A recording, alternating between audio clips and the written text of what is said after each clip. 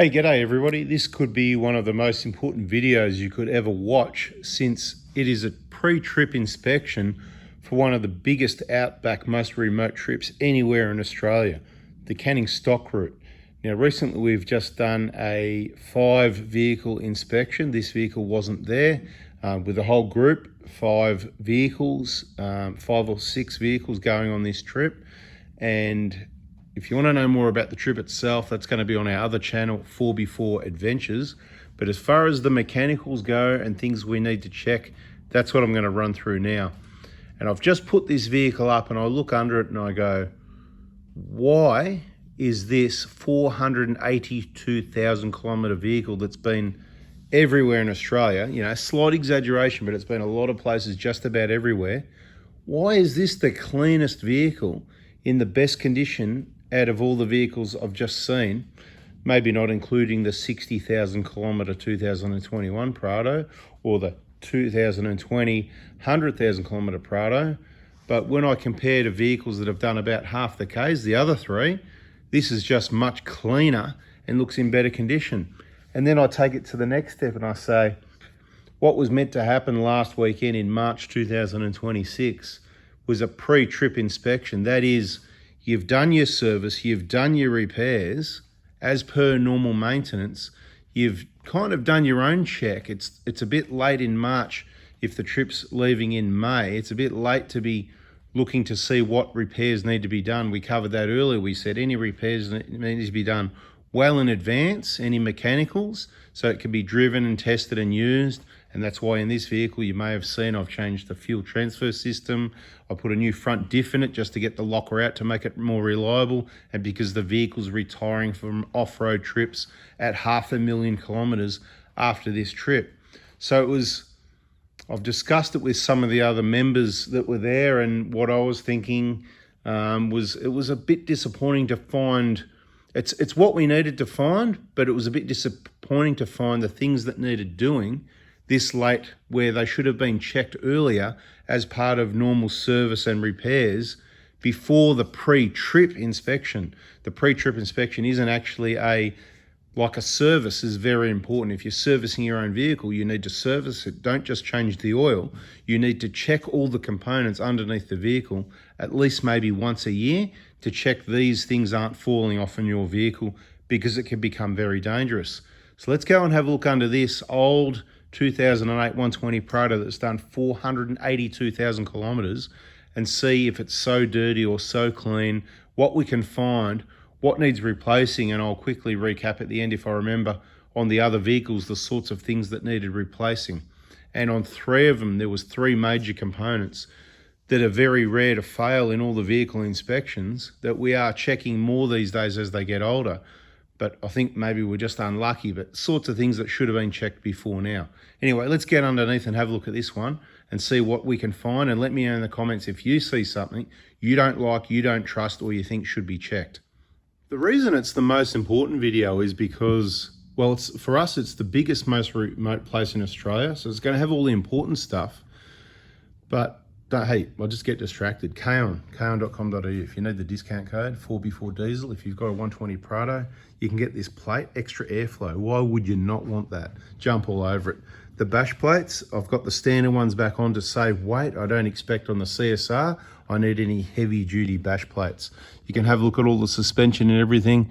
There's a bit of dirt stains. Like I said, it's been places, but it's not covered in grease or mud. Pretty generally tidy overall. Everything's looking okay. I'd expect to see a bit of grease coming out the boots.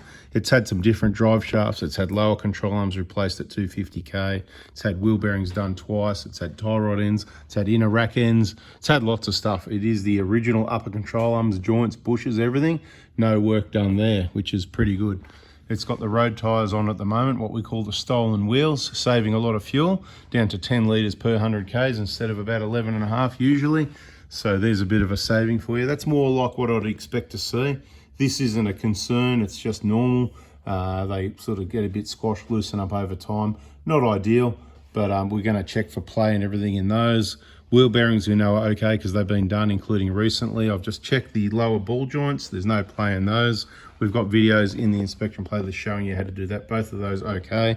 We're gonna check all these bushes out here, which we know from normal driving. You're going to see what looks like flex marks and everything, but everything will be okay there. You can see on the left side, the split just starting. No big deal, nothing to worry about. That's 250k of when you're mindful of how you go over speed humps and rough stuff. I expect to see quite a bit more life out of these, well, until we get unlucky and the ball joint gets some wear in it. So everything's bone dry, everything's tight. There's nothing's going to fall off. You know, check this nut, check your nuts up the top, check. Oh yeah, well there's a bit of grease on the link pin there. So that's been bumped at some stage and got a hole in it. So a bit of grease comes out, nothing to worry about. It's just the sway bar link pin. You can just wipe the grease off and whatever. Let's have that side looking all right. So that might have happened to the bottom. Has that been hit as well? Doesn't take much for whether someone's working on the vehicle or off-road sticks and debris and stuff. Link pins is not something that I'm worried about. Like I said, it's just a sway bar.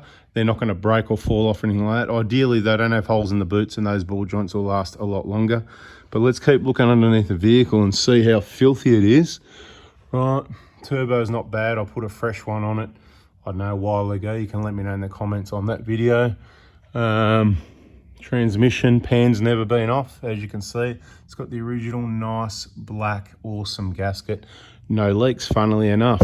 It's had some transmission oil flushes. It stays like red cordial because I drive it right as per my directions in the videos. Check the automatic transmission playlist and all the other playlists. Always trying to keep some grease in there, but not too much. So hopefully this is the balance of you get a bit of flickage, but not too crazy.